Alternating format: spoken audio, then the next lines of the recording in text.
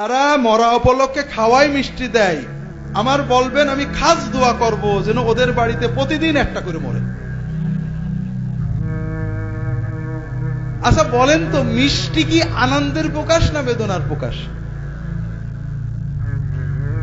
তাহলে নিশ্চয় তাদের মানুষ মরলে তারা খুব আনন্দিত হয়।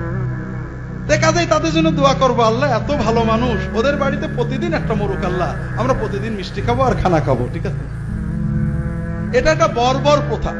একদিকে শরীয়তে বেদাত, কারণ রাসূলুল্লাহ সাল্লাল্লাহু আলাইহি ওয়াসাল্লাম সাহাবীদের আপনজনেরা মারা গেছেন না, তারা সদাকায়ে জারিয়া করতেন। প্রথম কথা, মৃত্যুর 3 দিনের ভিতরে যাদের বাড়িতে মারা যায় তাদের রান্না করাই নাজেজ, পাড়াপড়শিরা খাওয়াবে, আর আমরা উল্টো তাদের বাড়ি খাই। 2 নম্বর হলো যে মরা উপলক্ষে খানা খাওয়ালে মাইয়িত সওয়াব পাবে। সাহাবীরা তাবেঈনরা করেননি, বলেননি। রাসূলুল্লাহ সাল্লাল্লাহু আলাইহি ওয়াসাল্লাম বলেছেন সদাকায়ে জারিয়া করতে। একজন মানুষের, আবারও বলি ভাইরা, এই আমার অভিজ্ঞতা থেকে বলছি, আমার বিশ্ববিদ্যালয়ে একজন অফিসারের মা মারা গেছে, খানা খাওয়াতে হবে। আর খানা খাওয়ার ব্যাপারে সমাজের মানুষের খুবই আগ্রহ।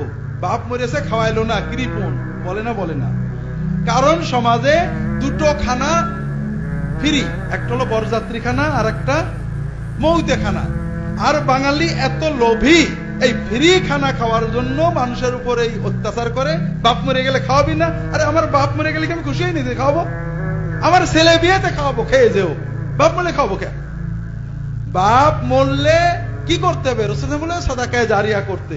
ওই গল্পটা বলি। বিশ্ববিদ্যালয়ের একজন অফিসার, নাম বললে আপনারা চিনবেন, উনি আমাকে বলছেন, আমি তখন ইসলামিক টিভিতে আলোচনা করতাম।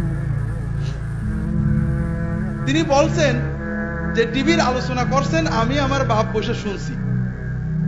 এখন গ্রামের সবাই বলছে বাপ মা মরে গেছে, খানা করতে বিরাট। বাপ ছেলেরা সবাই অফিসার, সচ্ছল, সমাজের মাতবর। এখন এই উপলক্ষে কথা হচ্ছে, আপনার আলোচনা হচ্ছে। তা আমি ওই আলোচনায় বলছিলাম যে আপনি 2 লক্ষ টাকা 1 লক্ষ টাকা খরচ করে খাওয়ালেন, প্রথমত নবীর তরিকার খেলাফ সওয়াব হবে না।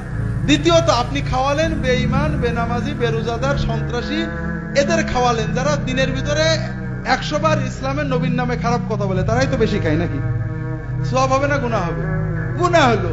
এরপরে কিছু গরিব, মিসকিন, এতিম, দিনদার, আল্লাহওয়ালা, আলেম, তালবেলেম, এতিম খায়, ওদের উপরে জুলুম হয়। বড় বড় গোশতের মালসা, দইয়ের হাড়ি চলে যায় ওইদিকে, ওরা পাশ পেতে বসে থাকে। সওয়াব হলো না গুনাহ হলো?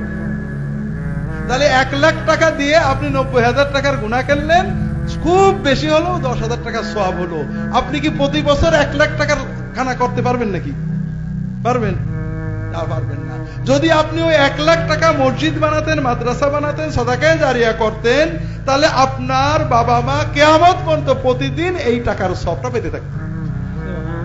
আর আমার ওই ভাই বলছে, স্যার আপনার এই কথা শুনে বাপ উঠলো লাভ দিয়ে, আমি কোনো খানা করব না, জাঙ্গালিয়ার হুজুরের মাদ্রাসায় একটা বড় ঘর করব। কথা বোঝেননি? আসলে ভাইরা আমরা ভুল বুঝি। এই খানা সামাজিকতা, এর ভিতরে সওয়াব তো নেই, গুনাহ হবে। আপনারা সাদাকায়ে জারিয়া করবেন, কিছু না পারলে এতিমখানায় গরু দিয়ে দেবেন, ছাগল দিয়ে দেবেন, সাদাকার নিয়তে। এটার সওয়াব যেন আব্বা আম্মা পায় না। জাযাকাল্লাহু খাইরান।